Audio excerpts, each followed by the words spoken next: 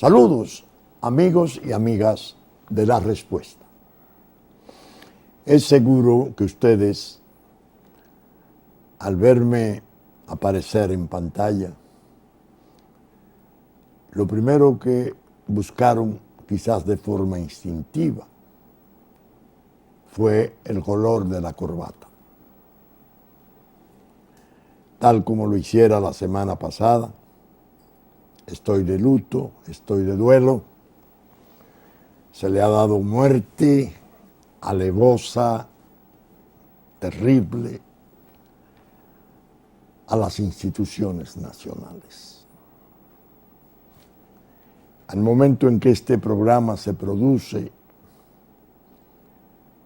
viernes en la mañanita, hay dos cosas que desde luego no podría comentar a fondo, porque están por producirse dos resultados.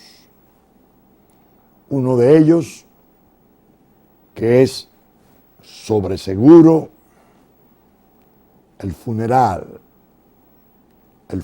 de Estado que están preparando en la llamada Asamblea Revisora a la Constitución de la República. Y el otro, el resultado posible de nuestro recurso, el de la Fuerza Nacional Progresista, el mío personalmente, y como presidente de la Fuerza Nacional Progresista, el del licenciado Vinicio Aristeo Castillo Semán, diputado al Congreso, el del licenciado Juárez Víctor Castillo Semán, que trabajó primorosamente por mi encargo en este recurso de unas 48 páginas, 45 páginas, con los documentos de apoyo para darle entera seriedad a la iniciativa que consideramos imperativa. En nombre del pueblo dominicano, abrogándonos nosotros, asumiendo nosotros esa representación que solo se justifica el atrevimiento por nuestra tristeza y nuestro pesar de cuanto ha venido ocurriendo, depositamos en el Tribunal Constitucional este recurso. Y entre las cosas que pedimos fue una medida cautelar para que el Tribunal Constitucional, que tiene la misión de proteger y defender la Constitución de la República, no le falle al país como lo han hecho sus legisladores, sus políticos, sus partidos, el Poder Ejecutivo a la cabeza de los desmanes institucionales, y pueda ordenar la suspensión de la Asamblea hasta tanto se conozca del recurso que versa sobre la condición de inconstitucional de la ley de convocatoria. Los 4 medios propuestos son magníficos y ojalá el Tribunal Constitucional decida cubrirse de gloria y dé una lección y produzca una suspensión de ese desmán, de ese atropello institucional, para enseñarle al mundo que todavía seguimos siendo un Estado social, democrático, de derecho, que todavía funciona esa Constitución herida de muerte. Ojalá si lo hiciere. Pero nosotros decimos, si no lo hiciere, estamos preparados porque hemos cumplido nuestro deber nos sentimos compensados y satisfechos de cumplir ese deber, de darle representación a la queja del pueblo. Ese pueblo que ha sido marginado, que ha sido evadido por las trapacerías, más que por travesuras del Poder Ejecutivo y del sistema de partidos políticos. Estamos en medio de una trágica situación de quiebra de la normalidad institucional nuestra en un tiempo peligrosísimo. Y se pretende poner al pueblo a aplaudir su ruina, a aceptarla como un hecho cumplido. En la forma innoble, en la forma detestable en que se han hecho las cosas. Pese a que se tiene una materia prima aceptable, cuál ha sido la popularidad que el presidente Danilo Medina ha tenido en ocasión del ejercicio de lo que va de gobierno del 2012 acá. Un siniestro personaje de la comunicación y del marketing brasileño, Joao Santana, al igual que JJ Rendón de Venezuela, especialistas mundiales para campañas sucias y para la falsificación de imágenes y para la sorpresa de los pueblos, vendió la idea de un 90%, un 84% primero, un 90% después de aprobación del presidente Medina. Y le dijimos, presidente Medina, le están mintiendo. Eso no es así. El país no está conforme con la forma en que usted ha dirigido la política haitiana. El país está convencido, crecientemente se ha ido convenciendo de que usted no ha estado a la altura de su defensa. El país teme que usted en corto plazo se convierta en un peligro nacional cuando regrese de Bruselas, abrumado, desbordado por las presiones internacionales que van a imponerle el aplastamiento de sus atributos soberanos como jefe de Estado. Ya lograron mucho con aquel decreto que quizás ninguno de los decretos trágicos del país podrá superarlo, en que usted se autoprohibía la deportación de ilegales y con ello hacía una invitación masiva a que se produjera un derrame de población del vecino estado colapsado. Y ahora,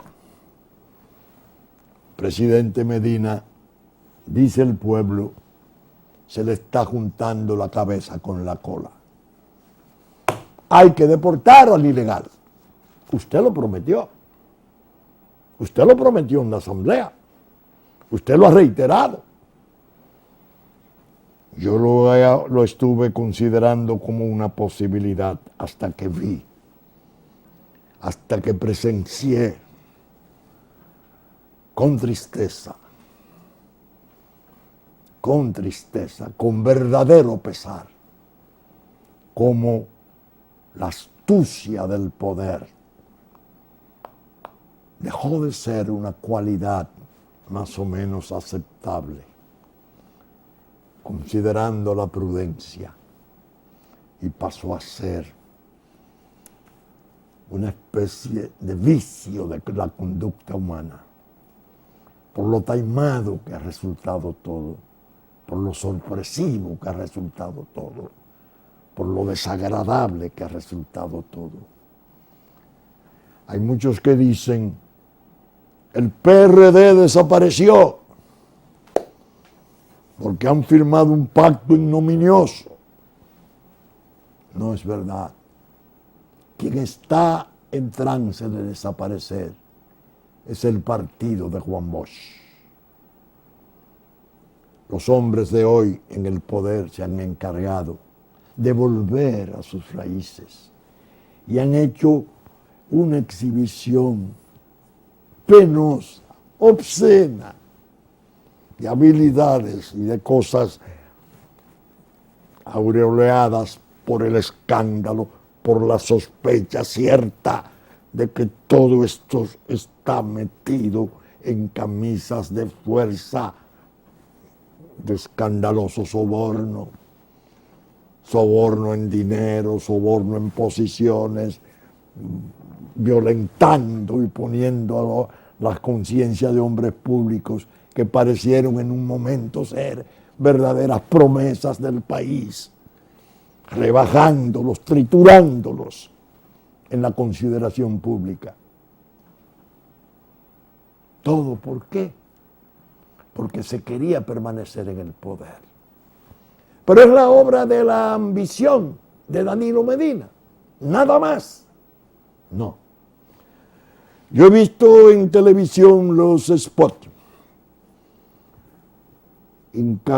innumerables spots en los que aparece el presidente Medina hablando de la reelección, de su carácter nauseabundo y peligroso, de su capacidad de trastorno, cómo malea a las instituciones y a los hombres. Incluso cuando pronunciaba esas cosas y las razonaba, ganaba un puesto en el corazón de la seriedad. Sin embargo, hasta eso se ha desplomado. Y viene con la astucia de, bueno, señores, yo no la quería, yo no la propuse. En el comité político, ciertamente, dijo el compañero Temístocle Montaz, y dijo el compañero Franklin Almeida que yo la pedí, que me la aprobaran, la iniciativa. Pero ha sido el país, el pueblo, representado por casi la totalidad de los legisladores.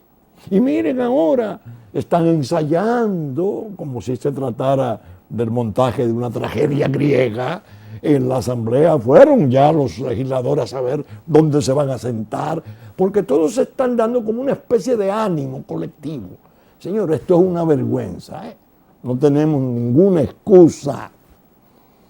Pero como somos tantos y fuimos electos en el 12, nosotros podemos revocar el mandato de 4 años que diera el pueblo sin la necesidad de someter al pueblo nuevamente la aprobación o desaprobación de ese límite de 4 años que tenía el candidato presidencial cuando el pueblo eligió. No es la obra solo de esa ambición bien trabajada, que lo lleva al peligroso barranco de desdecirse, de perder la condición de hombre serio, que ahora va a agravarse, porque lo que he sentido en la población es espeluznante. Mujeres, especialmente las mujeres, debo decirlo, he notado que en las mujeres se ha conservado la integridad y el decoro, que en los hombres ha sido más penetrante el dolo y el desorden de conducta, de venderse, de comprometer su conciencia. Me han dicho, y así como él decía de la reelección, lo que ha dicho sobre Haití, de la deportación, de proteger la frontera, de evitar todo ataque a la soberanía nuevamente. ¿Quién le puede creer? ¿No estará mintiendo? ¿No será el poder extranjero el que está detrás?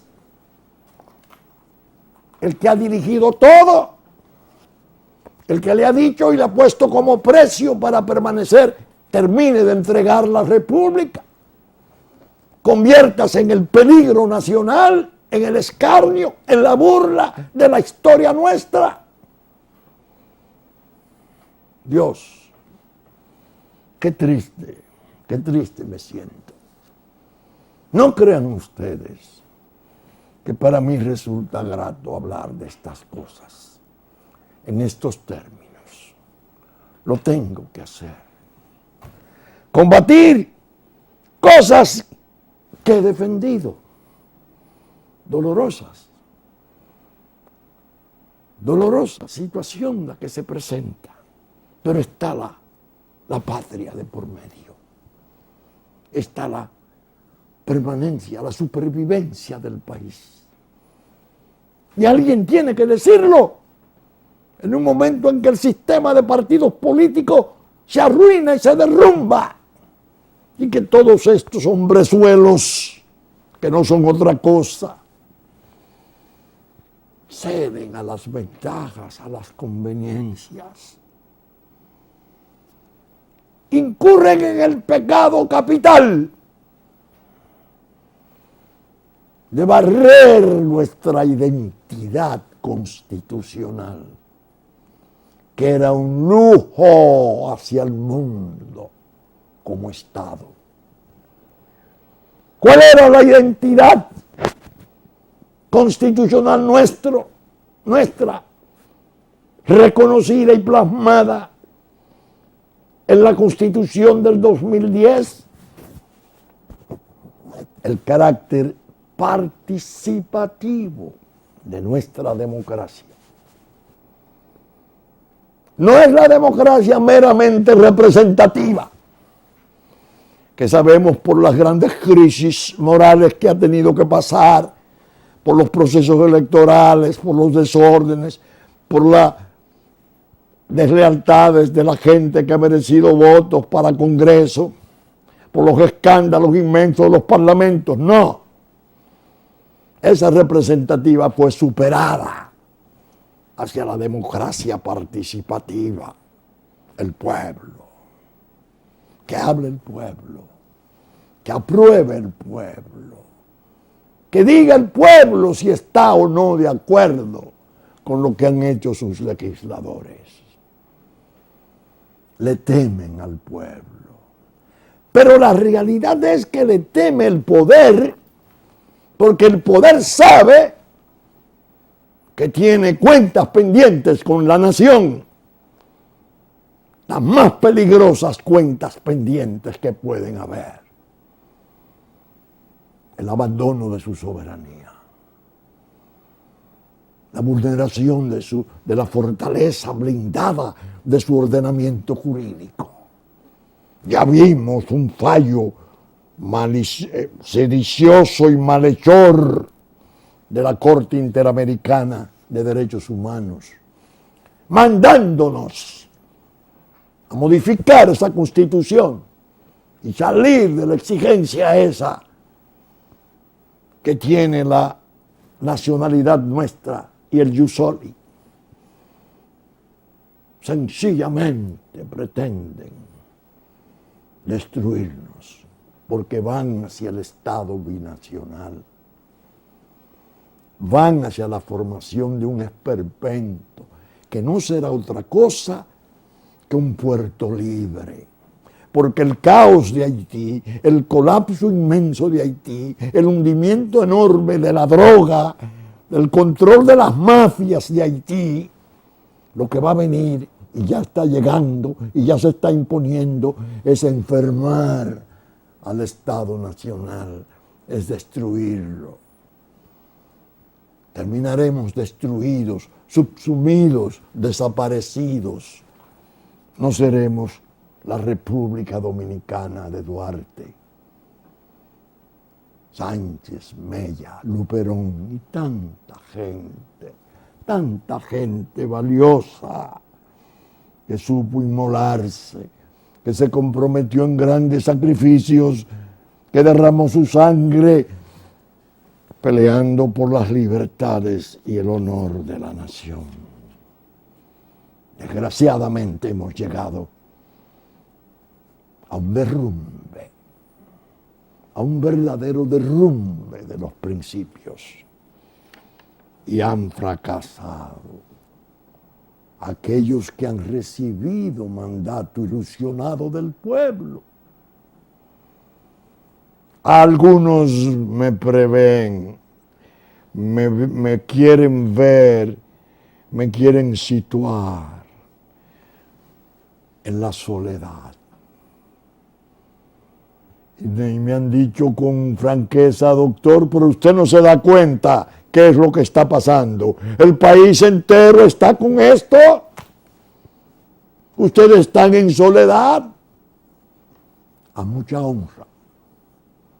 Estamos junto al pueblo. Que se nos margine, que se burlen de nuestras posiciones. No se enorgullece, nos levanta.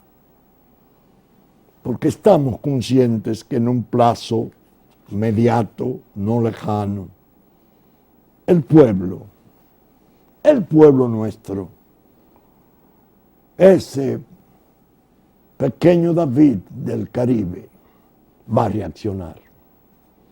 Y los políticos que han estado en esta tarea de demolición del país van a pagar precios. El país no va a ser castrado de pie. No es verdad que lo van a exponer a la debilidad institucional que se le viene proponiendo como un medio de destruirlo a futuro con su aplauso. Tendrán que derramar su sangre.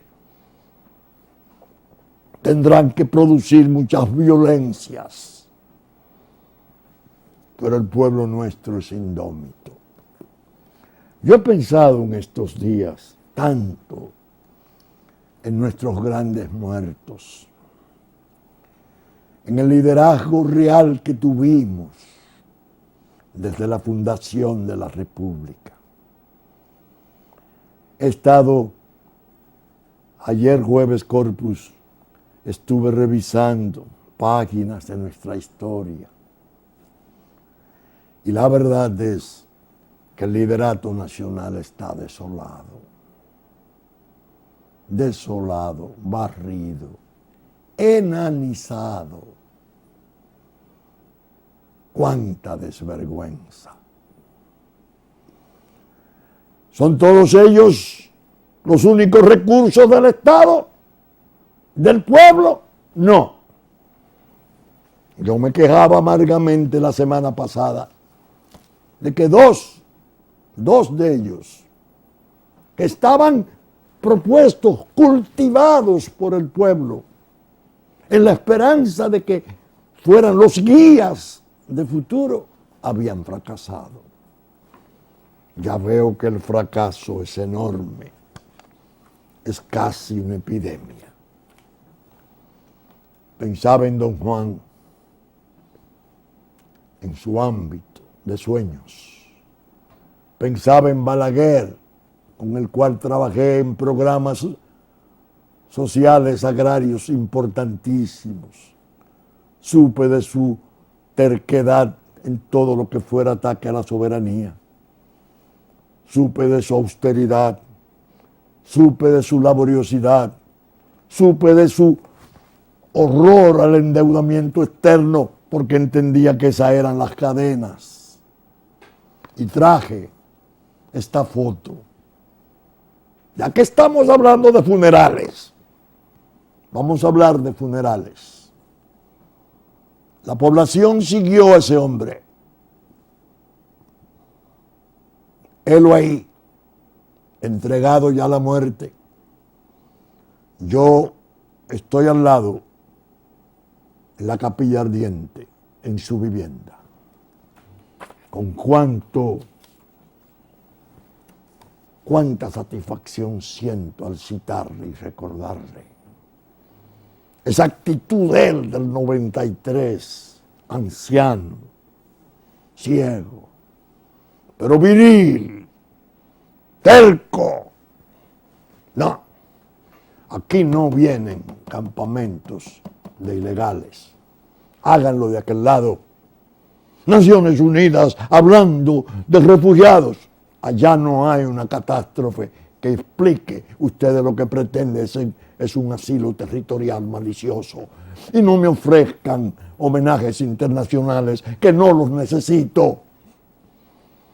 Así es como se escribe la historia. No esto que estamos viendo. Qué desastre.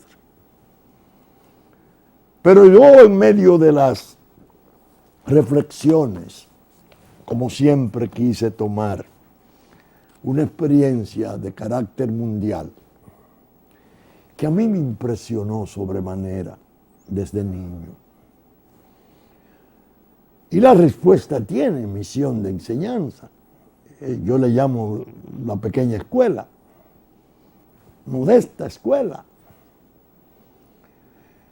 Sabemos todos que en el año de 1939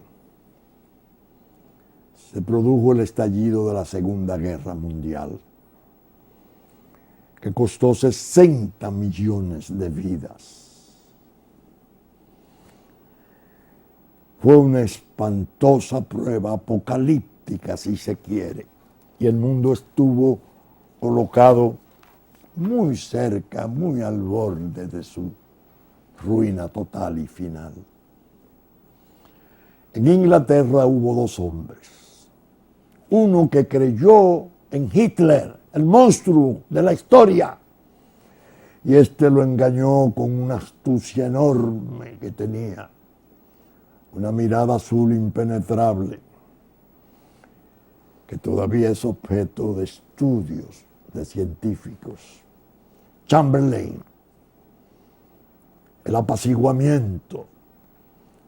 Hitler convenció al primer ministro inglés, que era un hombre bueno, correcto, con tradición en la política alta británica, y él creyó de buena fe las promesas de Hitler.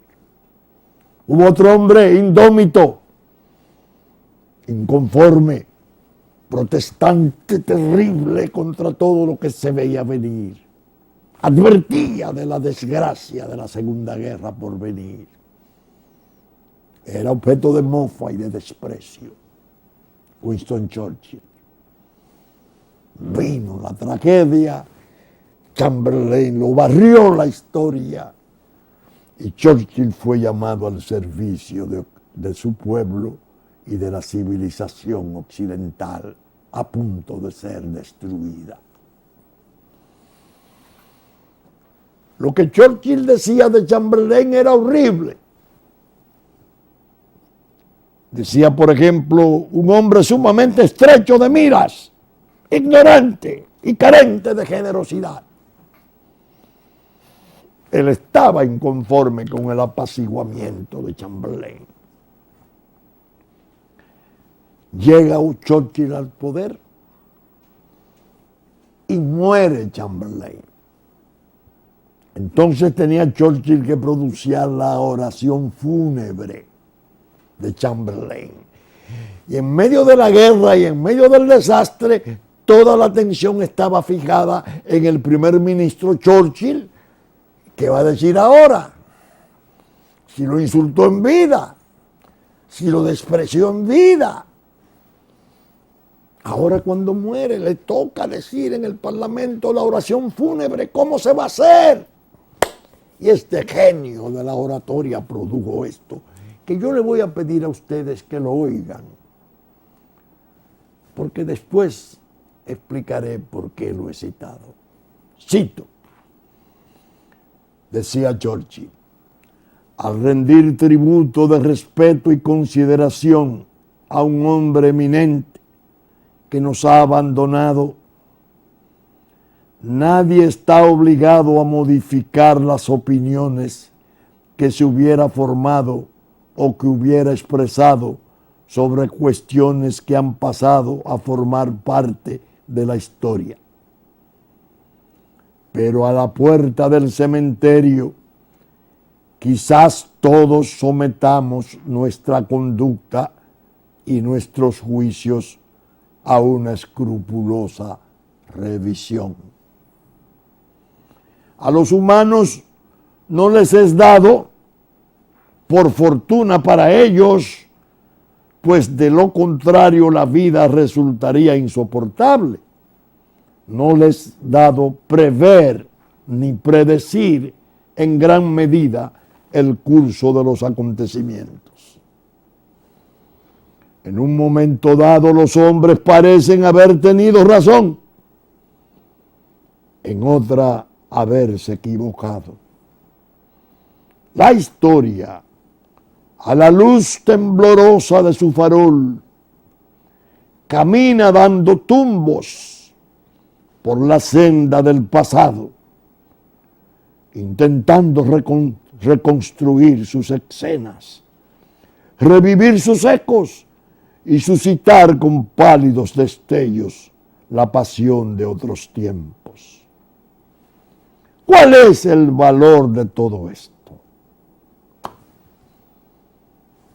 La única guía de un hombre es su conciencia. El único escudo frente a sus recuerdos es la rectitud y la sinceridad de sus acciones. Es muy prudente caminar por la vida sin ese escudo, pues a menudo nos engañan la frustración de nuestras esperanzas y el fracaso de nuestros cálculos. Pero con ese escudo, al margen de las jugarretas del destino, avanzamos siempre en las filas del honor. A Chamberlain le tocó,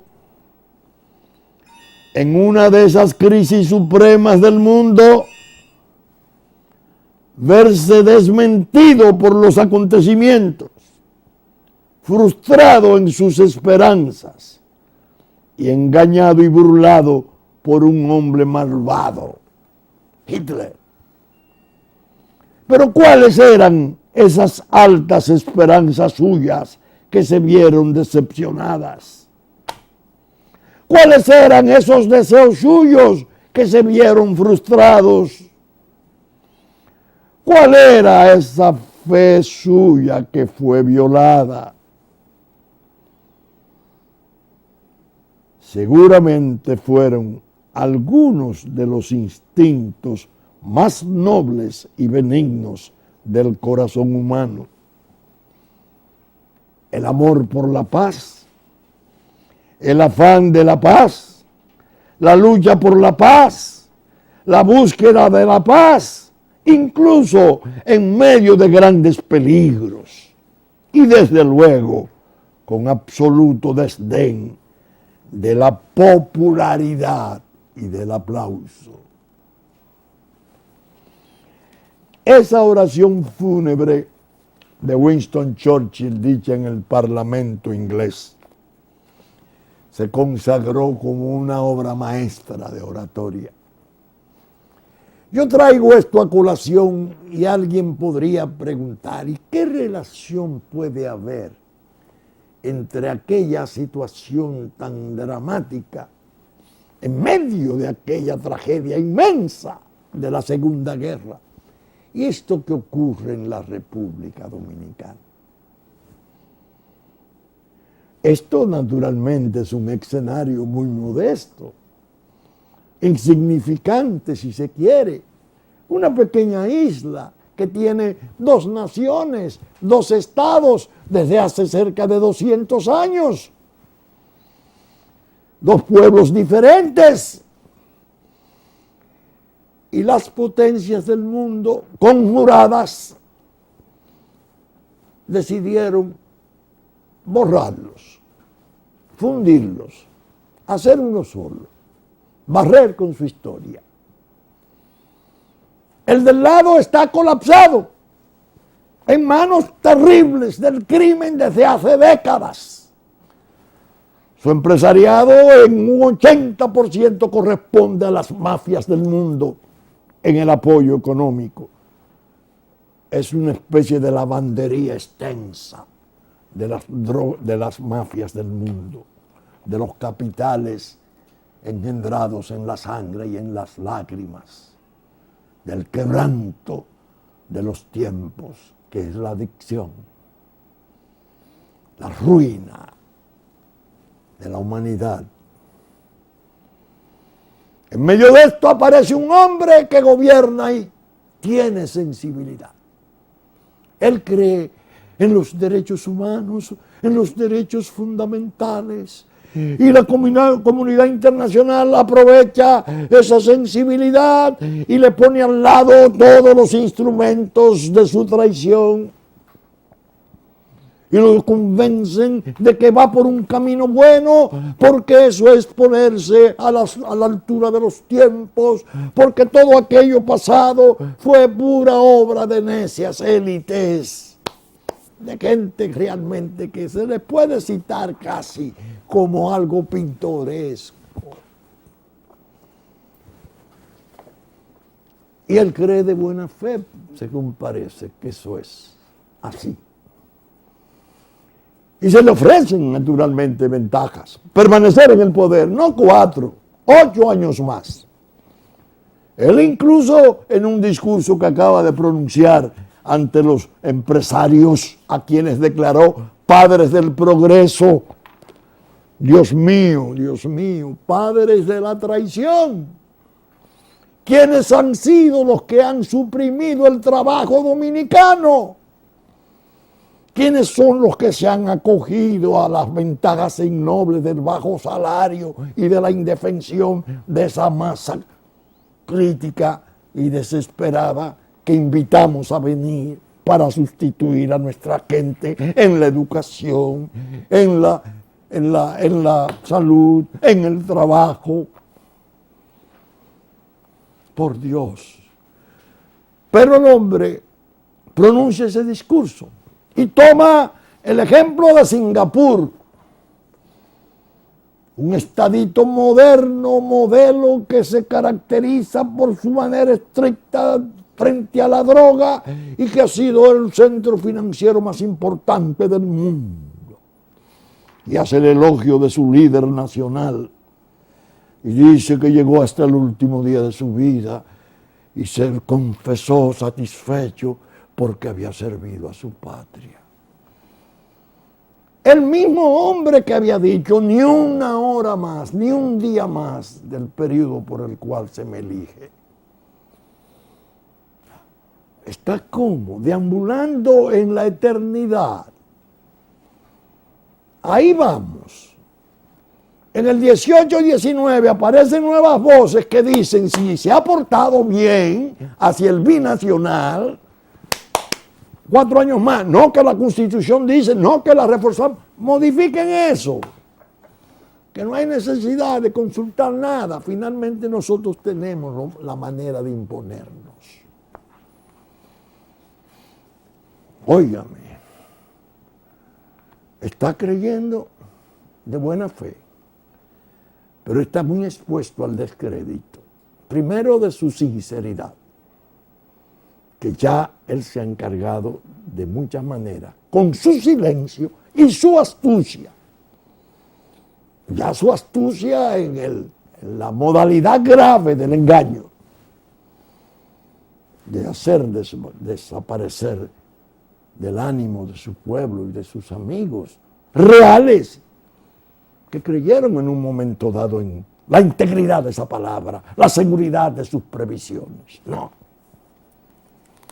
Señores, es grave lo que ha ocurrido.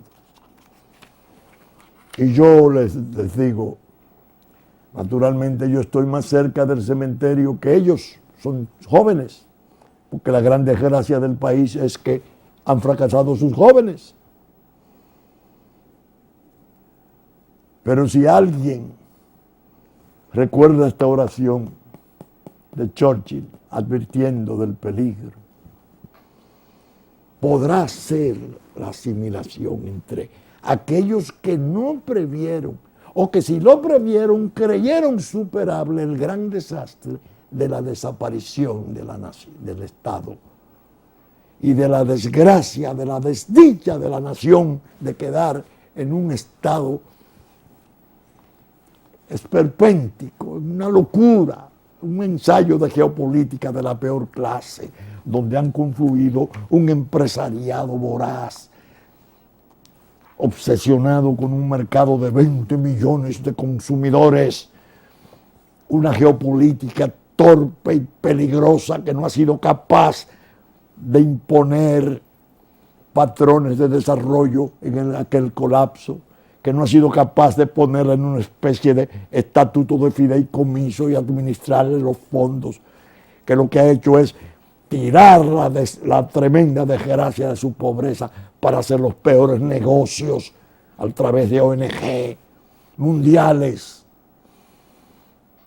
y que simplemente se encoge de hombro porque dice, y lo repito otra vez, no importa, le estamos regalando un país. Nuestra ayuda va a ser regalarle el país del lado. Y yo viendo todas esas cosas me llegan estos papeles. Dios mío. Papeles del abogado que fuera de Quirino Ernesto Paulino Castillo, Lawrence Ruggiero, dirigidos a la honorable juez Kimba Wood, el junio 24 del 2014. Junio 26 del 2014, otra comunicación. Y julio 2 del 2014, otra comunicación. ¿A qué se debía esto? A que la Procuraduría General de la República Dominicana había solicitado en carta expresa a esa corte de Kimba Wood que le dijera si el señor Quirino Paulino Castillo estaba en libertad ya, el 2 de julio del 2014. Pero que le pedía que esa carta fuera sometida al secreto de bóveda, que no se revelara su contenido. El procurador general de Danilo Medina y de Gustavo Montalvo buscaba saber si estaba en libertad. Le contestaron, el abogado dijo sí, pero va a Florida primero, pero cuidado, porque hay que protegerlo. Sí, ya salió de la protección, pero de todos modos, bueno, todo está documentado. Ya yo había recibido la del consulado, Dios mío. Esa procuraduría estableció una oficina supuestamente para trabajar con los no antecedentes de los dominicanos en el consulado de Nueva York. Se abrió en junio del 2014 y tan pronto trajeron a un capo convicto y confeso de cientos de toneladas de cocaína para hacer el trabajo que hicieron destruyendo al presidente del partido de Juan Bosch. Eso pretendieron. Y aniquilar la posibilidad de que ese hombre siquiera pensara en la posibilidad de una nueva repostulación. Cerraron el departamento en el consulado. Ya estaba consumada la obra. Ahora me llegan las informaciones horribles, fehacientes algunas de ellas, como yo las recibo, por fortuna todavía. El dinero del narco circuló. El Estado no ha tenido que caer en pecados graves. Contratas, pago de deudas pendientes, de legisladores que eran dueños de otras manos de obras, promesa de nueva repostulación, un dinerillo, pero pesado, del litoral peor, del litoral informal de la droga. el narco no ha estado ausente en estas transformaciones vitales del país. Porque uno de las tesis que yo he sostenido con mayor rigor y mayor interés ha sido el pacto implícito. El pacto implícito. Entiéndase, la geopolítica obrando por un lado, el narco que tiene vivo interés del territorio del este de Santo Domingo, frontera de Estados Unidos con Puerto Rico,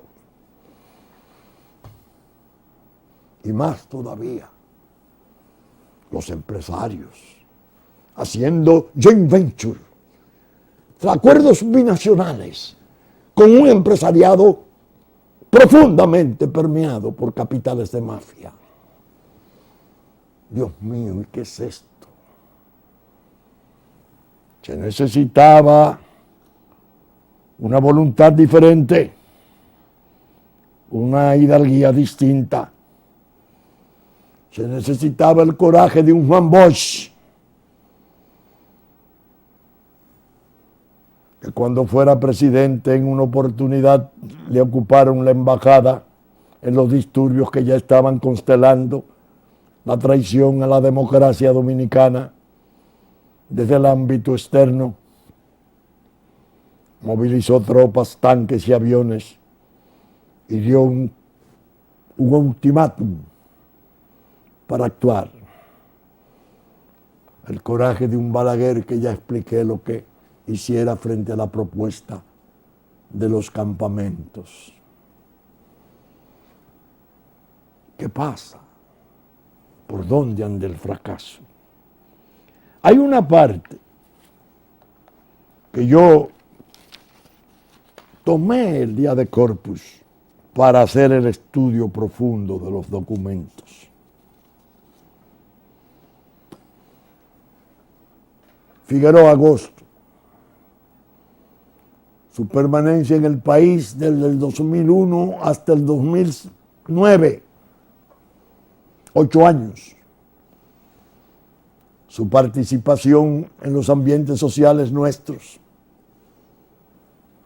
la frecuencia de su trato con personal de la embajada americana, a sabiendas de que se había pedido su extradición en el 2001 y sorpresivamente había sido retirada 24 horas después sin dar explicaciones, a sabiendas de que en el 2007 había sido solicitada la expulsión como extranjero indeseable y en 5 días le bajó la autorización del Ejecutivo y sin embargo siguió vivo y coleando hasta el 2009. Se lo llevaron a Brooklyn, condenado a 209 años, está pendiente de juicio. Lo interrogaron en profundidad. Examinaron todo lo que pueda ser verdad o media verdad, mentira o media mentira que dijera que es psicópata. Y Estados Unidos hoy tiene elementos suficientes para la extorsión de gran parte de la clase política dominicana. Porque se codió con ellos. Porque contribuyó en campaña.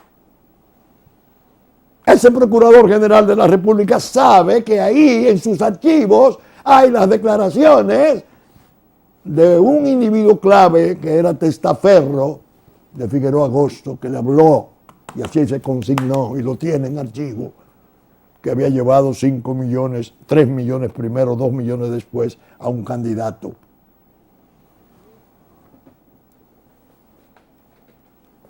Por eso cuando se notan esos desplomes, esas cosas inexplicables, que uno dice, pero el país está quedando sin defensa, pero es que no tiene voces, es que la gente que está al frente de los partidos está fracasando estrepitosamente, es porque hay un trasfondo extorsivo.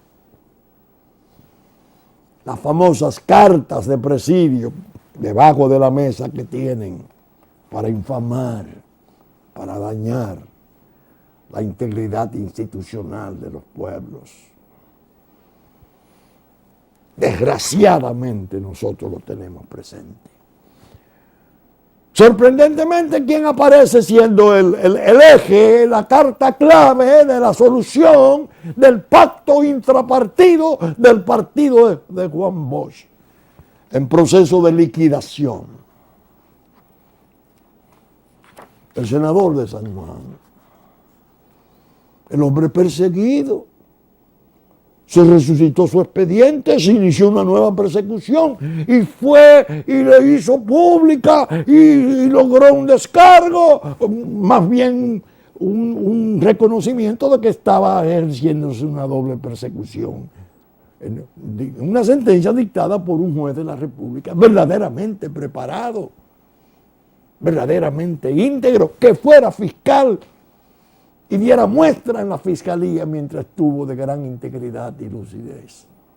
Se vino el mundo abajo, se pidió la renuncia de los jueces de Suprema Corte de Justicia, fueron expresidentes, bandas de homosexuales a pedir la renuncia de los jueces. ¿Y esto qué es? No están disolviendo, por Dios, y están contando con lo inservible que es la clase política nuestra, que no ha sido capaz de ponerse a la altura de sus deberes, que no han hecho así, un momento, hasta ahí. Nuestras leyes son estas. El fallo 168 es de nuestro Tribunal Constitucional. Si lo desconocemos, somos pasibles de ser destituidos en juicio político. No. Al revés, en el pacto intrapartido se comprometen todos a no intentar ningún recurso ante las denominadas altas cortes. Por ahí comenzó el desprecio, porque las van, no a liquidar, las van a reestructurar a su manera, con sus soldaditos complacientes que ya los tienen entrenándose. Y esas altas cortes no van a ser, al parecer, capaces de dar una respuesta nacional frente a tantos agravios, para desgracia de la República. A los políticos se le presentan.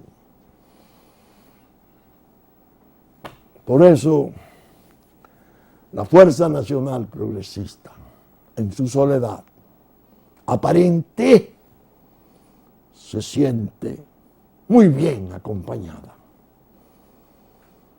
Se le desprecia y se le mide con la misma vara despectiva con que se desprecia y se mide el desprecio hacia el pueblo. A mucha honra estamos junto al pueblo. No ahora, que es bueno decirlo al final del programa. En el 2010 estaba expuesto en una conferencia fundamental la reelección y su entorno y nuestra posición. Y a Leonel Fernández, presidente de la República, le propusimos 2 referéndums, uno consultivo y otro aprobatorio, para poder tocar siquiera el artículo 124 de la Constitución. A mucha honra. Saben ustedes que estamos saliendo por el supercanal 33, 3 del cable, en nuestra versión central, domingo a las 11 de la mañana. Saben ustedes que nos anticiparon ya en Puerto Plata, TV3, TV Plata, a las 5 de la tarde de sábado, a las 9 de la mañana, TV Musa, canal Musa. Saben ustedes que Telefuturo a las 8 de la mañana de domingo nos anticipa. Cinevisión, canal 19, al mediodía de domingo. Teleimpacto al mediodía y a las 9 de la noche, canales 22 y 52. Telenor de San Francisco de Macorís al mediodía de domingo y 6 de la tarde de domingo. Saben ustedes además que nuestros contenidos son reproducidos por Diario Horizonte de New York, Diario Digital Dominicano, y nuestra consecuente amiga de siempre, Radio Real de la Vega, retransmite la visión central del domingo a las 11 de la mañana. Como Hit 92 a las 9 de la mañana de domingo también retransmite nuestro contenido. Canales amigos de Montecristi, Sabaneta y Güey reproducen nuestros contenidos. Con la gracia de Dios esperamos estar con ustedes el próximo domingo en una nueva entrega de La Respuesta. Muchas gracias y hasta entonces.